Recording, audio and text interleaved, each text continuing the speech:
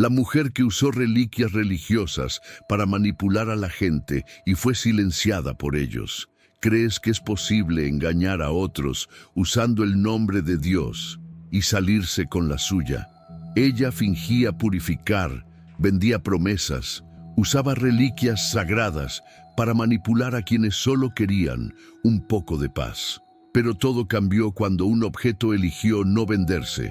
De Dalí, las voces comenzaron. Los espejos mostraron lo que no era suyo, y la fe que ella usó como herramienta se convirtió en una oración. Si crees que toda mentira se desvanece con el tiempo, espera a ver lo que este relicario ha sacado a la luz. Suscríbete al canal, activa las notificaciones y comparte esta historia con alguien que todavía cree que jugar con lo invisible no cuesta nada. Hoy entenderás por qué algunas verdades espirituales negarse a permanecer en silencio. Al principio era una mujer común y corriente. Se llamaba Isabel y vivía en la parte trasera de una vieja casa que heredó de su abuela, una respetada curandera del 1100 barrio. La fama de su abuela la precedió y cuando Isabel decidió abrir la Casa de Protección Espiritual Santa Lucía, muchos residentes acudieron en masa, agradecidos por el pasado. Pero lo que empezó como pequeñas oraciones y bendiciones, pronto se convirtió en un negocio de sutil manipulación, disfrazado de fe. Isabel aprendió con el tiempo a identificar las debilidades. Sabía cuando alguien acudía a ella por dolor, miedo a la muerte o desesperación amorosa. Llevaba crucifijos cubiertos de sal, cintas con promesas de protección e imágenes con frases memorizadas, pero todo con un solo propósito: haz que vuelvan. Y regresaron. Regresaron porque ella dijo que la limpieza espiritual no estaba completa. Regresaron porque ella afirmó que la envidia seguía atrapada en el campo áurico. Regresaron porque temían no regresar. Con cada sesión surgían más cargos. Rituales por $500, baños de purificación con ingredientes secretos por $300, amuletos importados de Jerusalén que, de hecho, compró en una página web china por $2 la docena. Isabel sabía vender la fe como quien vende sanación, y por un tiempo trabajó. Pero algo estaba cambiando poco a poco en su interior. Algunas noches soñaba con su abuela, que permanecía en silencio ante una vela encendida con aspecto decepcionado. Otras veces olía a hierbas quemadas incluso con todo apagado. El ambiente, antes acogedor, de la casa se volvió sofocante. El techo crujía sin motivo aparente. Los cuadros se caían de la pared de madrugada. Pero ella seguía adelante. Una de sus clientas, la señora Laura, perdió a su hijo en un accidente de motocicleta. Isabel dijo que el espíritu seguía cerca, atrapado, y que ella podía guiarlo al descanso eterno. Él le hizo pagar todo lo que tenía. Pero Laura regresó 2 semanas después, más delgada, con ojeras, diciendo que ahora oía llorar a su hijo todas las mañanas, y él le suplicaba que regresara al cuerpo. Isabel fingió sorpresa, le dio otro rosario purificado y la despidió. Pero esa noche fue ella quien despertó con un profundo susurro que decía: abriste una puerta, ahora no puedes cerrarla. Le temblaban las piernas.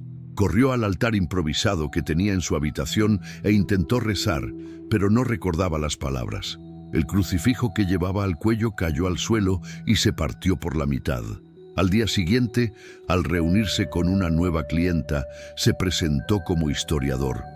Había traído una reliquia antigua para que la bendijeran. Un relicario extraño, con símbolos que ella nunca había visto. El hombre le pidió que no lo vendiera ni lo bendijera. Simplemente dijo: esta pieza no elige estar con cualquiera. Si te acepta, cuídala bien. Isabel rió para sus adentros, pensando en el dinero que podría ganar revendiéndolo. Pero en cuanto tocó el objeto, sintió que el suelo desaparecía. El mundo quedó en silencio durante unos segundos, y al fondo de la sala vio, por una fracción de segundo, la imagen de la abuela con una mirada de desaprobación, sin decir una palabra. Los muros de la Casa de Protección Espiritual de Santa Lucia escucharon más confesiones que cualquier iglesia de la ciudad. Dentro, la gente se derrumbaba. Mujeres que habían perdido hijos, esposos que temían la traición, mujeres que sentían la muerte acercándose en sus huesos. Todas creían que Isabel podía ser su puente entre lo visible y lo invisible. Pero ella solo escuchaba y luego usaba. Con el tiempo, aprendió que el miedo es más fuerte que la fe, que cuando alguien cree que puede estar siendo perseguido espiritualmente, cualquier mirada negativa se convierte en una maldición, cualquier dolor de cabeza en una carga, cualquier pesadilla en una advertencia. Isabel sabía sembrar la duda con precisión quirúrgica, y una vez sembrado el miedo, vendía la cura. Pero lo más oscuro de sus acciones fue el silencio que impuso. Sus víctimas no hablaron con la policía, no se lo dijeron a sus vecinos, no lo denunciaron en las redes sociales. Temían lo que pudiera pasar si rompían el pacto espiritual. Dijo que los espíritus vengativos podían rebelarse, que el mal liberado en el proceso debía ser contenido hasta el final, y que, si se interrumpía, se volvería doblemente contra cualquiera que se atreviera a cuestionarlo. Muchos creyeron, incluso los más escépticos ante el dolor bajaron la cabeza, porque cuando el sufrimiento es grande, hasta una mentira bien dicha parece una promesa de alivio. Una mujer de 28 años llamada Giovanna perdió a su madre por un cáncer terminal. Isabel dijo que el espíritu de su madre estaba atrapado en la casa y necesitaba ser liberado mediante un ritual de 9 días, con 9 velas negras y una ofrenda personal. Giovanna se llevó el collar de su madre. Al regresar al 10º día, pidió que se lo devolvieran. Isabel simplemente respondió: «Ha sido aceptado, ya no pertenece a este mundo». 2 semanas después, Giovanna empezó a oír el timbre a las 3:33 am, siempre a la misma hora. Nunca había nadie al otro lado, hasta que un día abrió la puerta y tirada en el suelo estaba caja del cordón umbilical de la madre, con la tapa abierta y una nota escrita a mano en papel quemado: «Me delataste». Fue entonces cuando Giovanna desapareció de las redes sociales. Cambió su número. Le dijo a su hermana que algo la vigilaba al otro lado de la puerta. Nunca regresó a Casa Santa Lucia, y ella no era la única. Un hombre llamado Olavo, que buscó a Isabel para romper un hechizo de separación, comenzó a vomitar tierra después de un ritual con sal gruesa. Dijo que su cama se hundió sola por la mañana temprano, como si alguien hubiera estado acostado allí. Fue al hospital, donde no encontraron diagnóstico. Buscó a otro espiritista, quien se negó a verlo al enterarse de quién era su antiguo guía. Esta mujer no trabaja sola. Lo que lleva consigo no proviene de la luz. Muchos querían denunciarlo, pero algo los detenía. Pesadillas, presagios, ruidos inexplicables, animales muriendo en la casa, como si Isabel hubiera sellado sus nombres con un juramento que nadie entendía. Algunos decían que era magia negra, otros que era un espíritu ancestral al que estaba invocando, pero algunos, más sensatos, juraban: ella no invoca, ella alberga.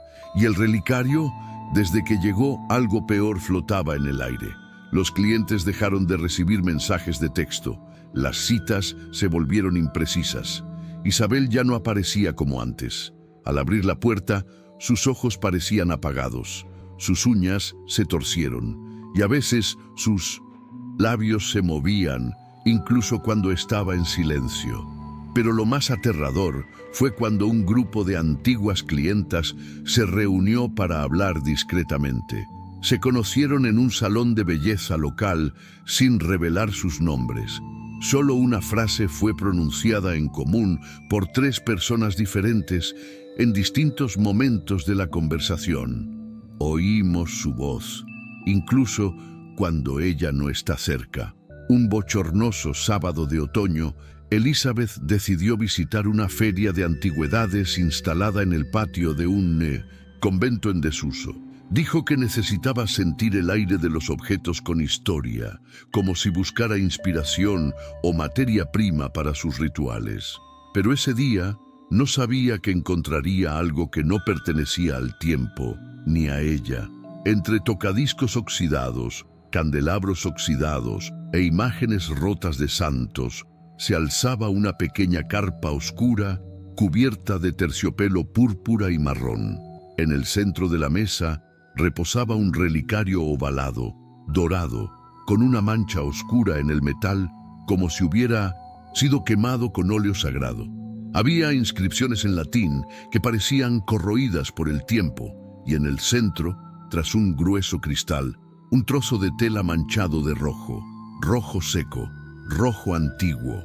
El vendedor, un hombre de rasgos envejecidos y manos que temblaban constantemente, miró el relicario con recelo. Cuando Isabel le preguntó el precio, fue directo. «Este no está a la venta». Ella sonrió, pensando que era una estratagema para inflar el precio. «Si no está a la venta, ¿por qué está en exposición?» El hombre bajó la mirada y respondió, «Porque él elige a alguien». Le pareció ridículo, pero fingió interés. El vendedor se acercó y sin previo aviso le puso el relicario en las manos.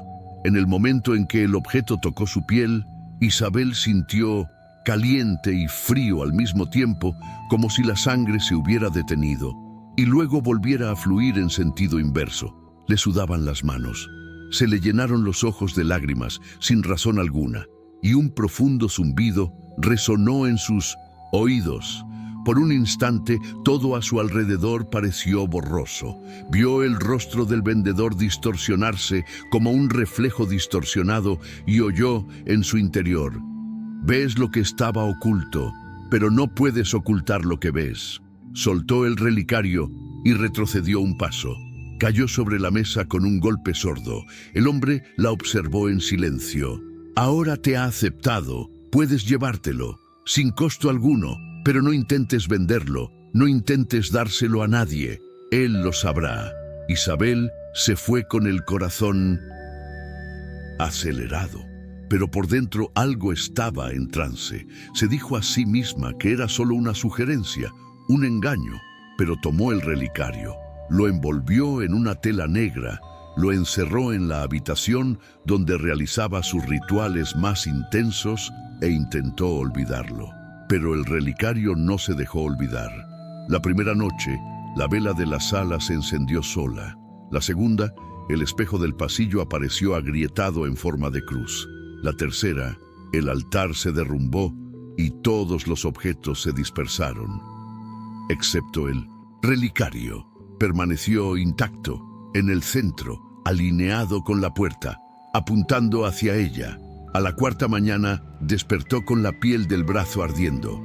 Al encender la luz, había una palabra dibujada con ronchas rojas, como sutiles arañazos: «No». Corrió a la habitación donde se guardaba el objeto y al entrar escuchó claramente una voz profunda y masculina que le susurraba al oído: «No está permitido usarlo como usaste a otros». Isabel cayó de rodillas. Intentó rezar, pero la voz no se lo permitió. Repetía frases que nunca había oído, pero que le sonaban familiares, en un idioma antiguo y cruel, algo entre latín y sánscrito, como una oración olvidada del mundo de los vivos.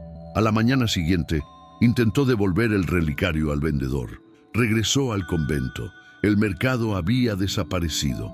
Nadie supo de qué puesto hablaba, y cuando miró dentro de su bolso, el relicario todavía estaba allí, intacto y con la tela negra rasgada. Esa noche, mientras se miraba a los ojos en el espejo, Isabel vio a alguien detrás de ti, una figura, un rostro, Por un instante fue su abuela, pero en el reflejo su abuela tenía los ojos negros y sonrió.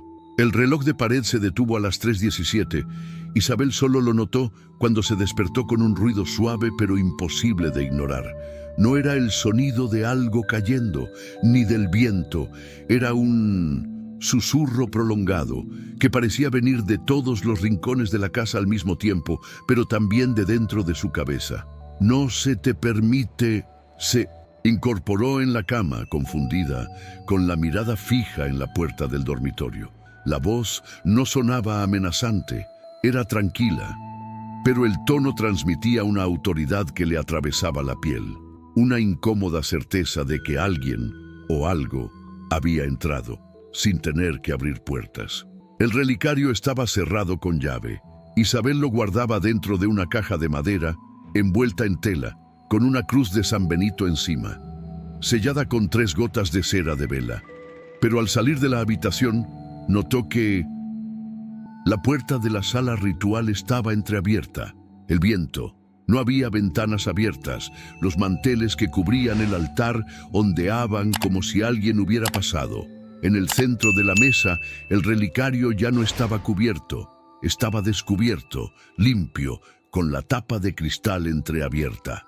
Dentro, el paño manchado parecía más rojo que antes.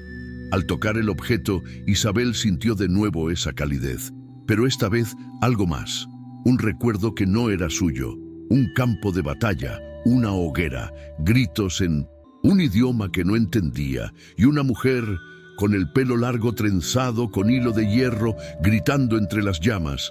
Cuando soltó el relicario, la imagen desapareció, pero el aroma de carne quemada permaneció en el aire durante horas. A la mañana siguiente, todo parecía normal. El altar estaba ordenado, la cruz de San Benito estaba intacta, el relicario estaba en su lugar, como si nada hubiera pasado. Isabel pensó que se estaba volviendo loca, empezó a dudar de su propia cordura. Pasó el día en 1900. Silencio, sin atender a ningún cliente, ni siquiera a los que ya tenían cita. Pero a la mañana siguiente fue peor. Se despertó boca abajo, con la espalda presionada, como si alguien estuviera encima de ella. El susurro regresó, esta vez más firme, más cercano. Has sido advertido. Cuando logró girar la cara, vio que el espejo frente a la cama estaba completamente cubierto por una niebla oscura. No era vapor ni humo, era como si algo bloqueó el reflejo de la vista. Poco a poco aparecieron letras en el cristal como escritas con un dedo invisible. Devuelve lo que no te pertenece. Corrió. Intentó tirar el relicario, pero seguía regresando. Quemó incienso, invocó antiguas oraciones y lo infusionó con ruda, romero y hierba de Guinea. Nada funcionó. Y peor aún, cuanto más intentaba deshacerse del objeto, más presencias sentidas a tu alrededor. Durante las siguientes noches, las voces comenzaron a multiplicarse. No eran solo frases inconexas, eran historias, dolores, recuerdos de personas que parecían atrapadas en ese objeto. Isabel empezó a anotar todo lo que oía. Uno de ellos repitió: fui utilizada en nombre de Dios, pero no había ningún Dios allí. Otro: ella tomó lo que quedaba de mí y lo enterró bajo un altar falso. Y una tercera, más inquietante: sabes quién soy, tienes mi sangre en tu cuerpo. Poco a poco, Isabel empezó a comprender. Aquellas voces no eran solo víctimas espirituales, eran ecos de vidas pasadas. Algunos están conectados con ella, otros con el relicario, pero todos, de alguna manera, están entrelazados por el mismo hilo de dolor, manipulación y sacrificio disfrazado de salvación. En la quinta noche, la voz no llegó como un susurro, llegó como un grito, y no venía de afuera, pero desde dentro de tu garganta. Se despertó gritando palabras que no entendía, frases enteras en latín con entonación ritual. Al mirar a su alrededor, había velas encendidas, aunque no las había arañado. Y junto a la cama, escrita en el suelo con sangre seca, una nueva frase: ahora hablas por nosotros. Cuando Isabel despertó, La almohada estaba empapada, pero no de sudor, sino de sangre. Un hilillo le corría por la nariz y le dolían las encías como si la hubieran golpeado. Se miró al espejo y no vio moretones, ni rasguños, pero le dolía todo el cuerpo, como si lo azotaran fuerzas invisibles. Y, sin embargo, sabía que no estaba herida por fuera. Era como si el dolor viniera de adentro hacia afuera, penetrando capas que no pertenecían a la carne. No era fiebre. No era anemia. Era algo más, algo que ningún médico diagnosticaría. Era memoria encarnada. Intentó ignorarlo. Bebió té de ruda, se bañó en agua de lavanda y rezó salmos que apenas recordaba. Pasó el día en silencio, pero el dolor persistía, constante, palpitante, como si algo latiera en sus huesos. La noche siguiente, al cerrar los ojos, Isabel vio imágenes que no supo distinguir si eran sueños, recuerdos o fragmentos de vidas que no eran suyas. Caminó por pasillos oscuros con antorchas en las paredes. Oyó gritos ahogados. Sintió el peso de la ropa vieja sobre su cuerpo. Había alguien atado a una silla, alguien suplicando: «Dijiste que me salvarías». Pero lo que vino después fue silencio. Y entonces llamas. Al día siguiente, una extraña marca apareció en su antebrazo, un círculo, como una quemadura, pero elevado, como si se lo hubieran grabado en la piel. No dolía, pero palpitaba como un señal en vivo. Desesperada, Isabel decidió hacer lo que más temía. Usó el relicario en un cliente, un hombre llamado Silvio, que la había buscado durante meses. Afirmaba oír la voz de su madre fallecida llamándolo mientras dormía. Era el tipo de caso que ella conocía mejor. Lo llamaba un apego residual que requería reconciliación espiritual. Esta vez, sin embargo, lo haría de otra manera. Le pidió a Silvio que colocara las manos sobre la mesa y colocó el relicario entre ellas. Pidió silencio absoluto, y cuando entonó la oración inicial, el relicario se abrió solo. Silvio se quedó paralizado. Se le pusieron los ojos en blanco, cayó al suelo gritando. Isabel intentó ayudarlo, pero él no respondió. Su boca se movía en silencio, como si algo le hablara. Cuando por fin dejó de retorcerse, abrió los ojos y dijo con voz infantil: «¿Por qué me quemaste?». Isabel retrocedió. Esa no era la voz de Silvio, era la de un niño. En ese mismo instante, el brazo que había tocado el relicario se retorció violentamente. Isabel gritó de dolor. Un crujido resonó en su hombro. Al mirarse la piel, la marca en forma de círculo se había duplicado y ahora ardía como un hierro al rojo vivo. Silvio se despertó sin recordar nada, pero nunca regresó. Una semana después, Isabel se enteró de que se había ido del pueblo sin avisar a nadie. Las voces comenzaron a intensificarse. Ahora hablaban todas juntas, sin parar, día y noche, mientras ella comía, se bañaba o incluso dormía, si es que aún dormía. Hablaban con frases inconexas y fragmentadas, pero algunas se repetían con claridad. «Nos engañaste con mentiras. Ahora vivimos tu dolor». Isabel perdió el apetito. Perdió 9 kilos en menos de un mes. Se le cayó el pelo a mechones. Se le oscurecieron las uñas. Los médicos dijeron que fue estrés extremo, pero las pruebas no mostraron nada grave. Ninguna infección, ningún trauma físico. Sonrió en silencio, porque sabía, no fue físico, fue kármico. Con cada ritual que realizaba, el dolor empeoraba. Con cada mentira que decía, surgía un nuevo síntoma. Una clienta a la que engañó con Sinmusintusjin, un amuleto protector, tuvo un accidente y se rompió la pierna. Isabel despertó al día siguiente con la pierna morada y la rodilla trabada, sin haberse caído jamás. Era como si el relicario devolver todo lo que ella dio falsamente, como si se convirtiera en el altar de toda la culpa que esparcía. Esa noche, Isabel no rezó. Simplemente se arrodilló frente al espejo y se susurró: «Si esto es justicia, entonces ya estoy muerto». Y detrás de ella, en el reflejo, aparecieron lentamente 10 rostros. Y todos con la mirada vacía, todos en silencio, todos esperando. Cuando Isabel se dio cuenta de que los síntomas no remitían, hizo lo que siempre recomendaba: intensificó sus rituales. Pero esta vez no había manual, no había control. Todo lo que antes era teatral se convirtió en desesperación. Sus oraciones ya no se leían con voz firme. Ahora surgían entre sollozos, gemidos y súplicas de perdón. Empezó a dormir con sal gruesa bajo la almohada, una cruz de hierro en la cabecera y velas blancas, encendidas todo el día, pero el relicario permaneció inmóvil, cerrado y al mismo tiempo presente en cada habitación. Isabel desarrolló una obsesión: mantener la luz encendida en todo momento. Cualquier sombra la hacía estremecer. Incluso quitó todas las lámparas frías de la casa y las reemplazó con velas artesanales, como si la luz del fuego fuera más respetada por lo que la atormentaba. Pero a medida que su miedo crecía, los rituales se convirtieron en ciclos interminables. Empezó a seguir instrucciones que no recordaba haber recibido. Se despertaba con símbolos garabateados en el suelo, con tiza o carboncillo, que no recordaba haber dibujado.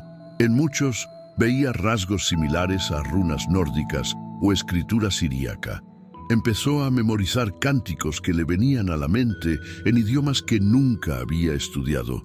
Grababa su propia voz de madrugada y al escucharla percibía frases extrañas cantadas como mantras.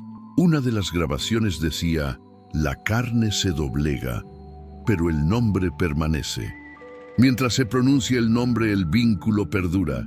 Y en otro: 3 veces tu sangre clamó por la mentira, ahora será la tinta.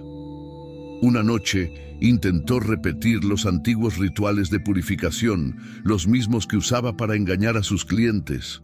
Encendió velas, usó sal y rezó los salmos memorizados. Pero el relicario, que previamente había permanecido inmóvil, giró por sí solo sobre la mesa, como si se burlara de ella. Fue entonces cuando Isabel se dio cuenta: ya no era ella quien comandaba los rituales, ella era solo un conducto. En los días siguientes permaneció de pie durante horas ante el altar, inmóvil.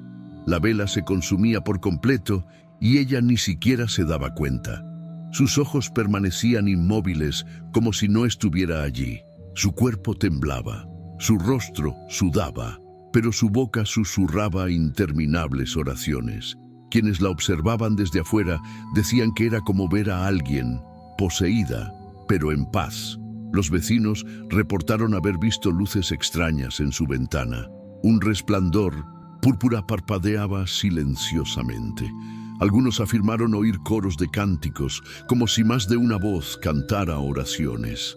Pero Isabel vivía sola. Desde la llegada del relicario, nadie había dormido en la casa. Incluso construyó un segundo altar en el patio trasero.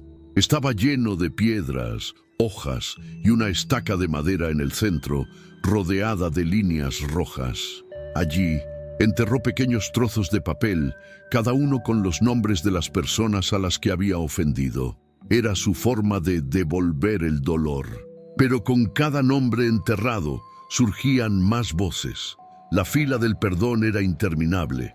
Un día, al amanecer, Isabel apareció tendida en el suelo de la sala, ilesa, sin desangrar, pero su cuerpo temblaba como si fuera un instrumento usado al límite, con los ojos abiertos, la boca entreabierta. Cuando un vecino encontró la puerta entreabierta e intentó despertarla, Isabel simplemente murmuró: «La cruz ya no es una cruz, es una encrucijada», y se desmayó. El vecino salió corriendo asustado. A partir de entonces, los rituales se volvieron cotidianos, ya no por clientes, ya no por dinero, sino por calma lo que habitaba la casa. Isabel ya no controlaba el relicario, pero parecía comprender su propósito: canalizar no solo el dolor, sino ajuste de cuentas.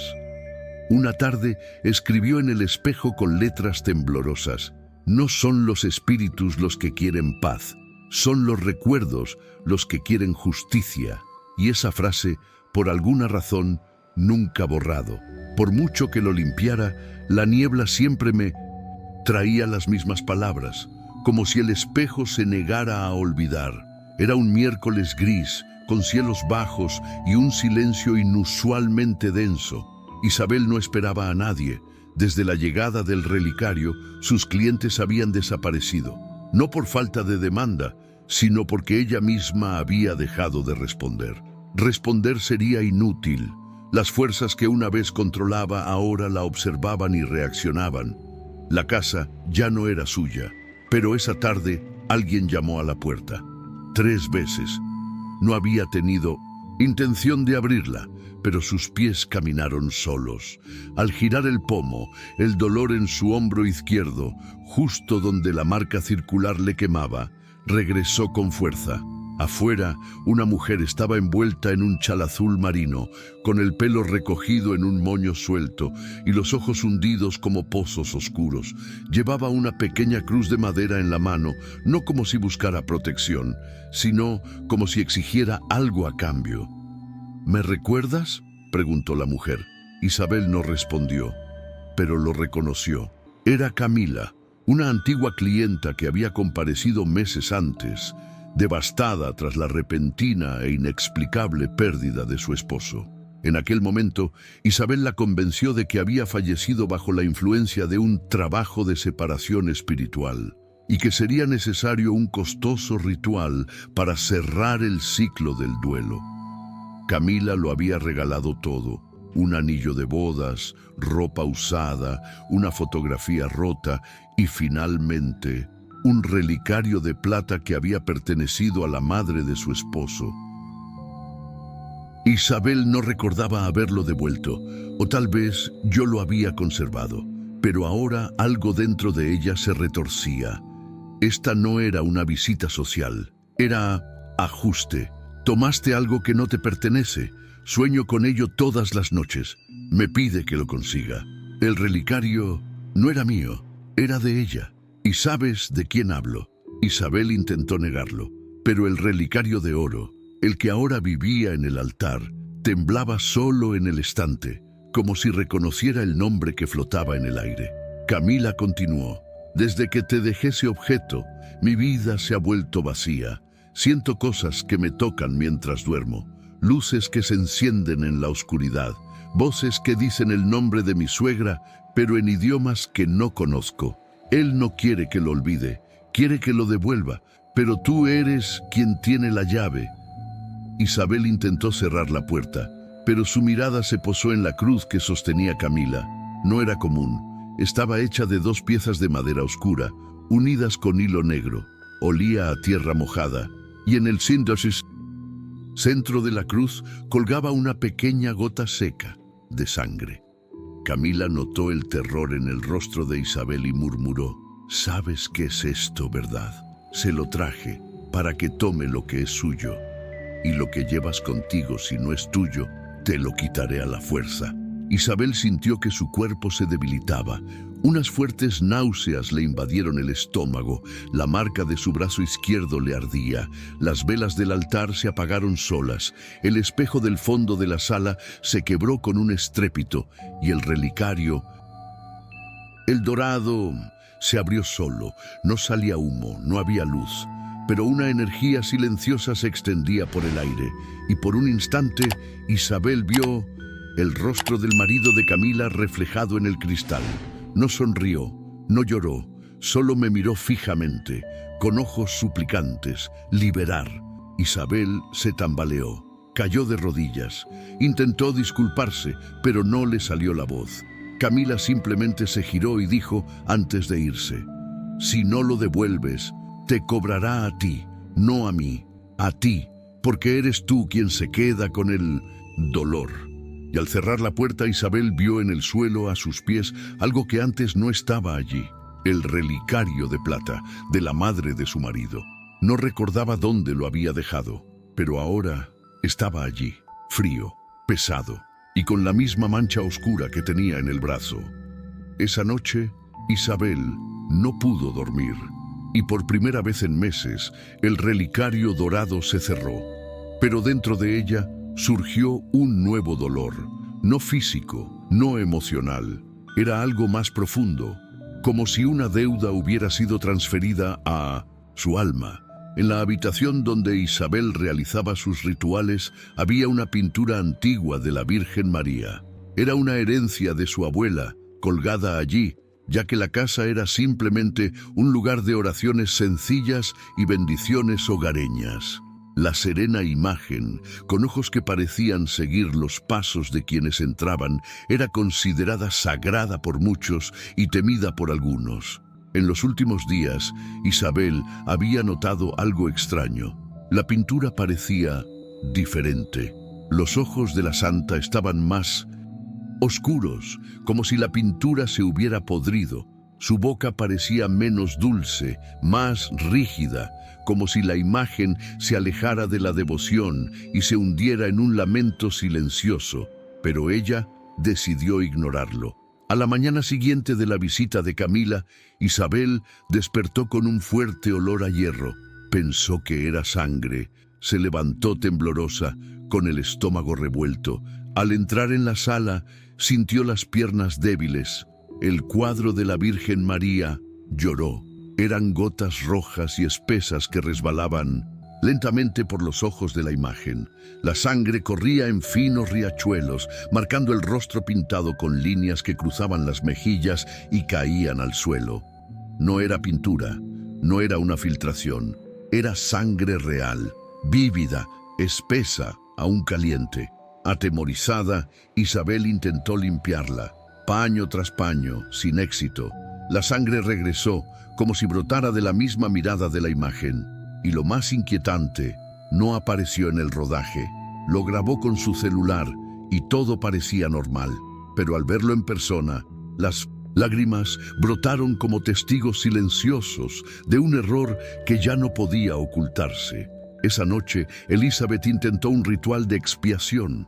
Volvió a encender velas negras, rodeó el relicario con sal gruesa, escribió el nombre de Camila y lo quemó en el carbón ritual. Pero el fuego no prendió, el nombre se negó a arder y por primera vez la oración se le atascó en la garganta. Tosió con más fuerza hasta que la sangre brotó de su boca y cayó sobre la mesa. Y donde la sangre tocó, el relicario dorado brilló por un instante. Isabel cayó al suelo y desde el cuadro una suave voz resonó por la habitación. Me usaste como escudo, pero nunca me serviste de verdad. Las palabras no provenían de un espíritu, no parecían resonar desde otra dimensión. Eran una presencia interna, como si el mismísimo egregor de la fe que había fingido profesar durante años ahora la estuviera juzgando. Se arrastró hasta el altar, se arrodilló, suplicó perdón, y entonces, en medio de la oscuridad, un nuevo detalle apareció en la pintura. La Virgen ahora tenía un segundo rostro, superpuestos, casi invisibles, pero reales. Un segundo par de ojos, oscuros y hundidos, observa desde detrás de lo sagrado, como si otra presencia habitara allí, oculta entre capas de fe y manipulación. Era un reflejo de lo que Isabel había hecho con todo. Transformó la fe en una máscara. A la mañana siguiente, la vecina que pasaba por la casa notó la ventana abierta y por un instante dijo haber visto la imagen de la santa dentro de la casa, mirándola. Pero no era la Virgen María, era alguien con los ojos hundidos y una sonrisa seca, sosteniendo un relicario manchado en su regazo. Cuando Isabel intentó despegar el cuadro de la pared, no se movía, estaba atascado. No por clavos, sino por una fuerza espiritual invisible, como si se hubiera arraigado en la pared misma. Llamó a un albañil. El hombre intentó ayudarla, pero al tocar el cuadro se desmayó con una convulsión. Al despertar, dijo que soñó con una mujer con un vestido quemado, arrodillada sobre una cruz invertida, pidiendo silencio eterno.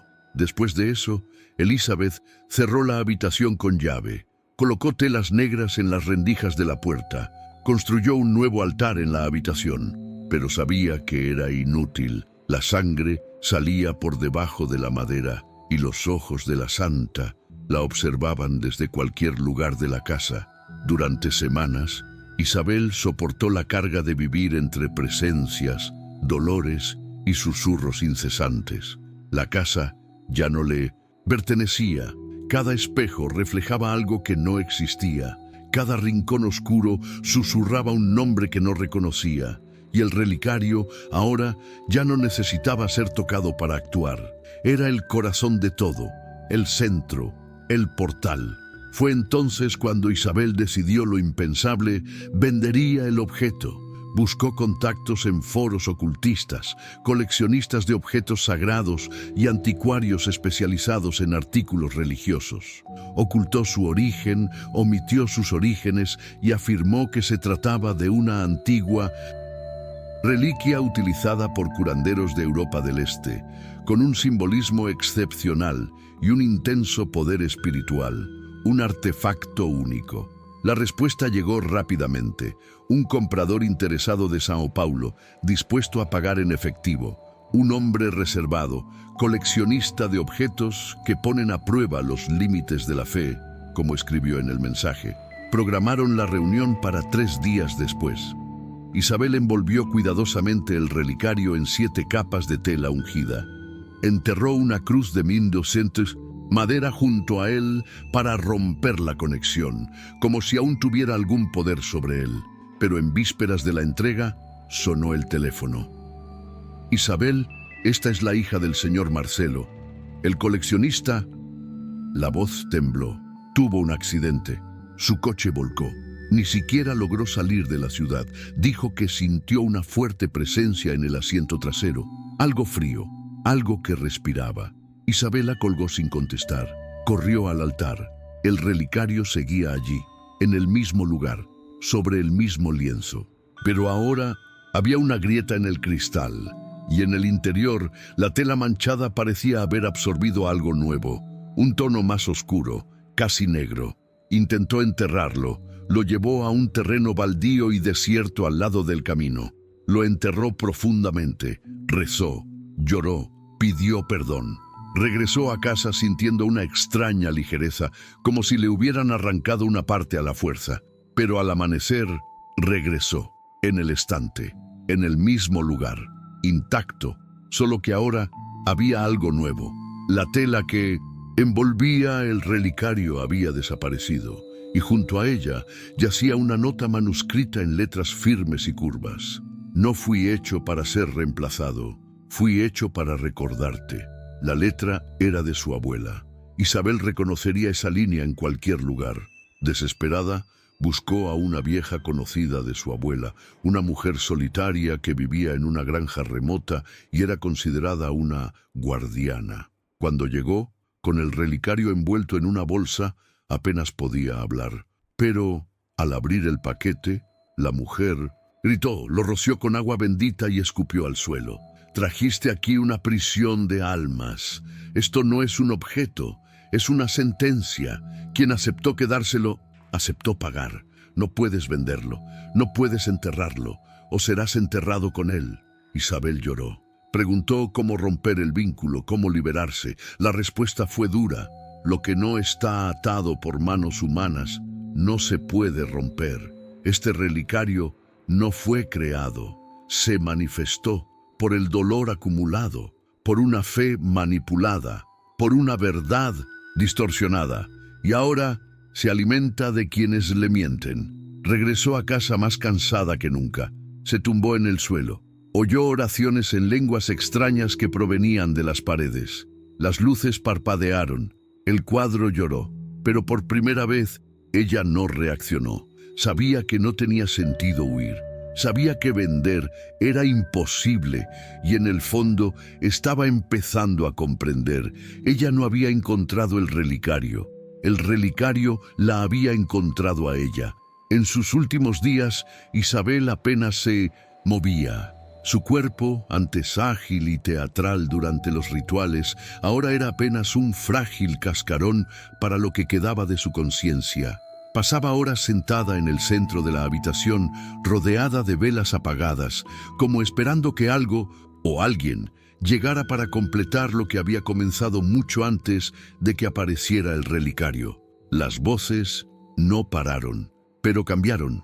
Ya no gritaban, susurraron con lástima, como si presenciaran la caída de una sacerdotisa que había perdido la fe. Cada rincón de la casa parecía un reflejo de la culpa que cargaba. Los cuadros se oscurecieron solos, las paredes se descascarillaron, formando formas que parecían rostros. La luz del día ya no entraba por las ventanas. Todo parecía inmerso en un tiempo que dejó de fluir, como si la casa se hubiera convertido en un espacio entre mundos. Fue en un amanecer silencioso que algo finalmente cambió. A las 3:33 am, el reloj de la cocina volvió a funcionar. Solo, tras meses sin funcionar. No hacía tic-tac, pero latía como un latido. Isabel, tumbada en el suelo de la sala, abrió los ojos. Tenía las pupilas dilatadas, su rostro estaba demacrado, su piel estaba pálida, pero sus labios se movían, solos, recitando una oración que no era suya, un lenguaje antiguo, gutural, difícil de seguir, como si alguien habló desde dentro de ella. El relicario se abrió lentamente, sin manos, sin viento, sin contacto. Nada emergió del interior, ni humo, ningún espíritu visible. Pero la temperatura en la casa bajó. Las velas se apagaron y una sombra caminó lentamente por las habitaciones. No se veía con los ojos, pero se sentía. Ella pesó el aire, como el momento antes de que el rayo caiga sobre la tierra. En el centro de la habitación, el espejo roto mostraba el reflejo de Isabel por última vez, pero no era ella. Era una mujer con una túnica rasgada, los ojos vendados y la boca cosida con hilo de plata. La figura se estiró a través del cristal y tocó el pecho del reflejo. Isabel sintió que su corazón daba un vuelco, tembló, cayó de rodillas y en silencio abrió la boca. Pero no le salieron palabras. La voz que tanto usó para manipular, que una vez resonó seguridad y dominio sobre el mundo invisible, ahora le habían quitado. Intentó gritar, suplicar perdón, implorar clemencia, pero solo salió silencio, un silencio cargado de peso, como si la espiritualidad misma hubiera decretado su mutismo como sentencia definitiva. En los días siguientes, los vecinos notaron su desaparición, llamaron a la policía, derribaron la puerta, encontraron a Isabel sentada en el suelo, respirando, con los ojos abiertos, pero no dijo nada. Ni siquiera reaccionó, simplemente sostuvo el relicario en su regazo. Los médicos dijeron que había caído en un estado catatónico, que el trauma psicológico la había dejado en un silencio irreversible, pero nadie podía explicar los símbolos grabados en el suelo de la sala, ni la sangre seca que goteaba del cuadro de la Virgen María. Nadie podía explicar por qué cada noche a las 3:33 am se encendía la luz del pasillo, incluso con los cables cortados. Y el relicario, los peritos se lo llevaron, pero desapareció antes de llegar al laboratorio. Los investigadores afirman que nunca existió. Sin embargo, el informe forense registra una mancha circular oscura en el regazo de Isabel con la forma de un sello antiguo, como una firma.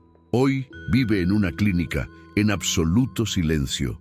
No habla, no escribe, solo mira al vacío. Pero todas las enfermeras dicen lo mismo. De madrugada, Isabel susurra, pero no con su propia voz. Son voces de otros, de diferentes idiomas, de diferentes siglos, y uno de ellos, una noche, dijo claramente en latín: mentir es el ritual más peligroso, porque en él se esconde el verdadero nombre. Desde entonces nadie ha entrado solo a la habitación 23.